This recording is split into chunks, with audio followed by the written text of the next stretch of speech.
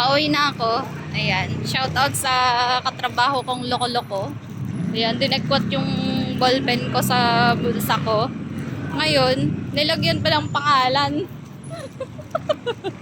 Tapos, hindi akala ko syempre sa kanya din yun.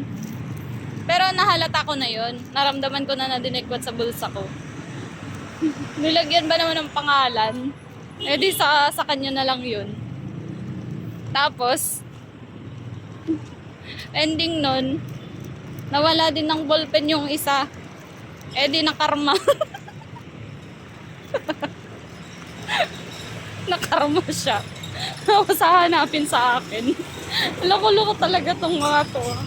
Shoutout sa inyong dalawa ha. Loko-loko kayo ha.